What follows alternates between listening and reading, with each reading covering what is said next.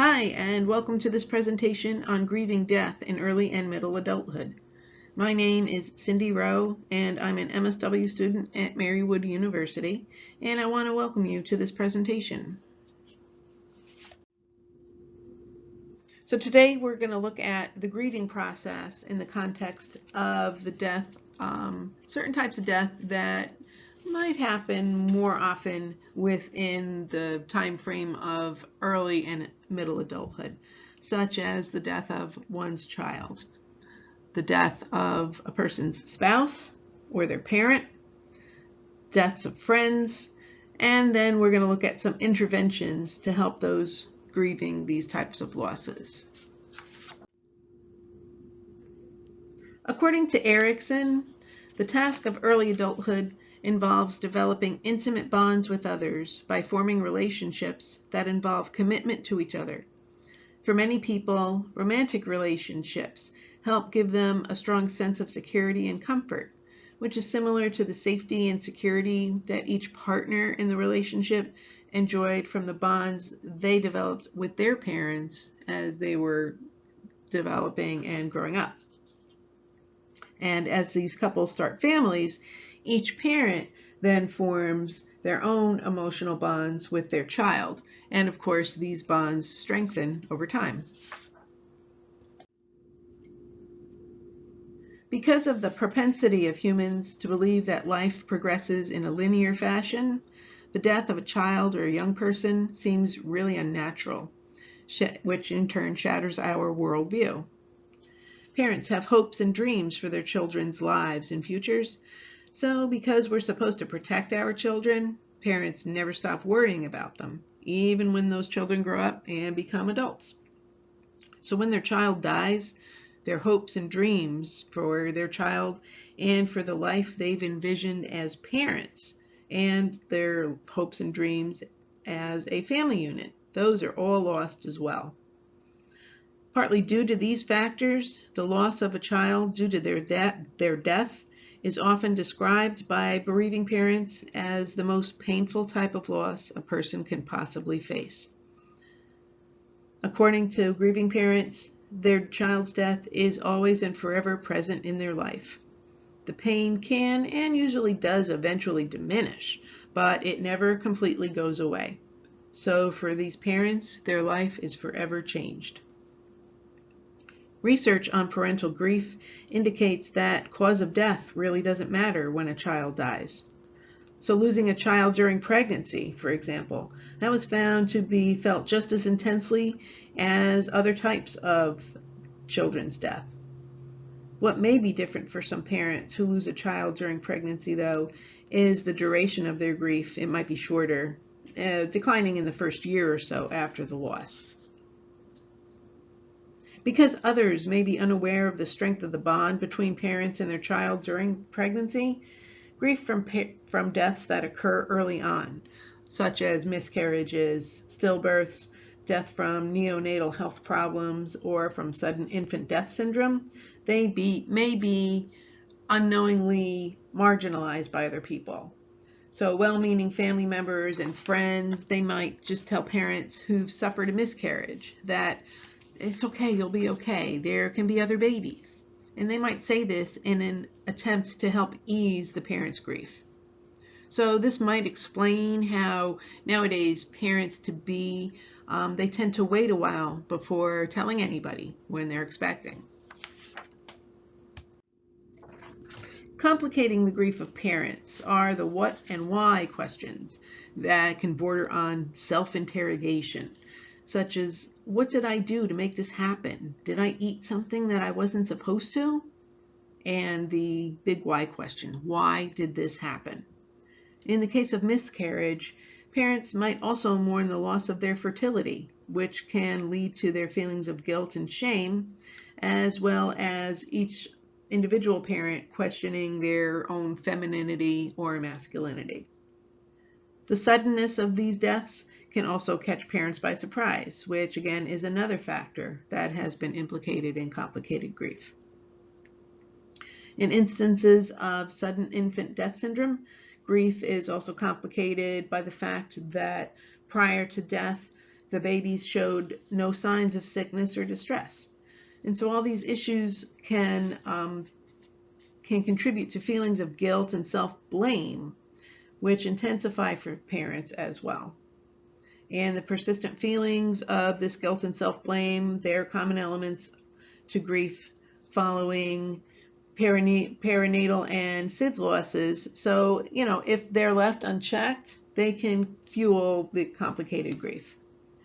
When infants die after birth, doing such things as holding their child and giving them a name, and having mementos like pictures, hand or footprints, or locks of their hair, these can all help the grieving parents accept the reality of their baby's death and then help them initiate the grieving process.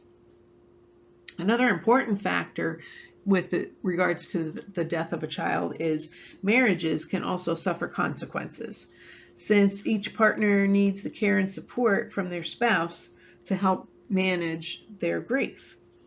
Some statistics on divorce indicate, sadly, that up to 80% of grieving parents split up in the aftermath of their child's death.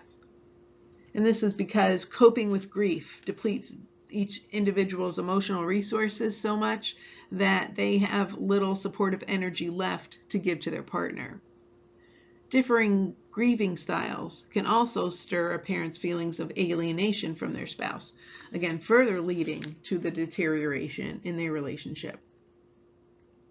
Couples are more likely to stay together if they are accepting of each other's different grieving styles, permit each other to have their space, if they value the support and nurturance they can get from one another, and if they utilize the other people in their immediate support system. Since social support has been found to be a key factor in successfully processing one's grief, poor support, as we discussed earlier, is also strongly associated with complicated grief. Personality of the grieving parent is another factor that can also negatively impact their grief response. Some study data cited by Kirsting and Wagner, for example, indicate that women in particular with high neurotic personality traits, they were found to be at greater risk of feeling more intense sorrow after the death of their child. While another study they cited found that among women with a previous history of depression, their grief following a miscarriage was such that 54% of those study participants experienced a relapse in their depression following their loss. Feelings of anger at the lost spouse may occur in the aftermath of their death, due to the surviving spouse feeling like they've been abandoned by their life partner. Secondary losses can include losing the financial support of the deceased spouse, which can have a trickle-down effect in families, particularly in families with young children. Widows and widowers alike may find themselves in a quandary trying to juggle babysitters, paying the bills, dealing with school issues, offering their children the daily structure and emotional support they need, while also trying to work through their own grief. Over time, relationships with surviving in-laws also typically change, which can lead to children and the surviving spouse losing that avenue of much-needed emotional support as well. Friendships formed as a couple can also change, particularly for those friends who view the newly single widow or widower as a threat to their own marriage security.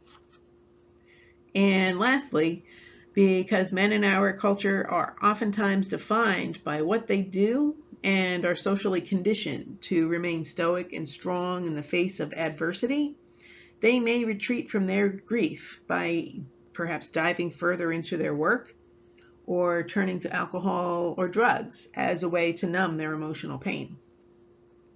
While women may also struggle with such issues in the wake of their loss, younger women in particular may show more resilience through the restructuring of their life by embracing their newfound sense of control and self-direction over their lives, which is the result of them being forced into a new life that doesn't include their spouse.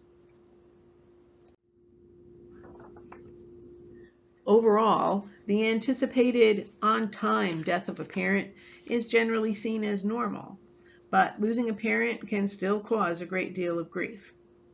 Notably, grief that was unresolved from the death of a first parent can reignite again when a person loses their other parent.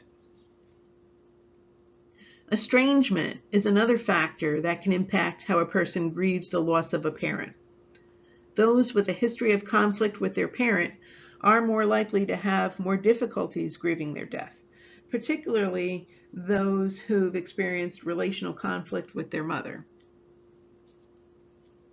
Regarding social supports surrounding the death of a parent, ageist beliefs in our culture that say the death of an elderly person is expected, they can limit the amount of time adults get off from work to attend to their bereavement, and may limit the amount of support they get from others.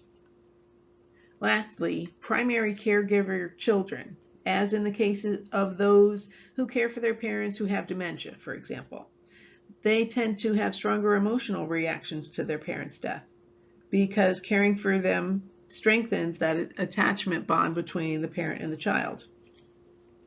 Notably, though, the literature didn't really mention how feelings of ambivalence on the part of a child caregiver come into play. And I find this interesting, given the fact that the caregiving child might also have some sense of relief after their parent died. Thinking that the parent isn't struggling anymore, and that the stress of seeing them decline and the toll that caring for them takes on them is finally over. So they could also feel a sense of relief after their parent dies, which could, again, in turn, drive feelings of guilt. While the death of one's friend can be a devastating loss, mourners may face barriers in their employment with regards to being granted time off from work to attend the service and attend to their own grief. Workplace policies, for example, they often specify that bereavement leave is limited to members of an employee's immediate family, which thereby kind of leaves people feeling marginalized for the grief of the person in their life due to the death of a dear friend. So regarding interventions, as always, assessments should be comprehensive, looking at the emotional, cognitive, behavioral, physical, and spiritual functioning and needs of individuals, as well as those within the family system. Incorporating a genogram that organizes the family history of past deaths, their relationships, and major life events, as well as diagramming the connections each individual has to each other within the family and the supports and resources that exist within the community. That's one really effective assessment tool. And you can couple this along with listening to the bereaved person tell the story of their loved one. So these are just two examples of tools that can work in tandem that social workers can use to engage clients in a spiritually sensitive way.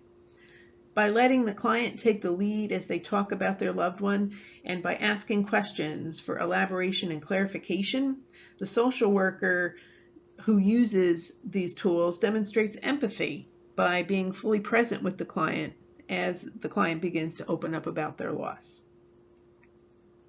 Family supports are another key intervention resource, as immediate family and friends are typically highly involved and offer the grieving people emotional support, and as well as practical help with such things as preparing food, managing household tasks, running errands, and pitching in to provide childcare.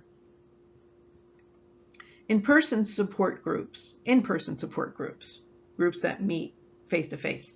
These are really beneficial because grief-stricken people feel less alone and that their feelings are validated when they share their feelings with others who've gone through what they have gone through.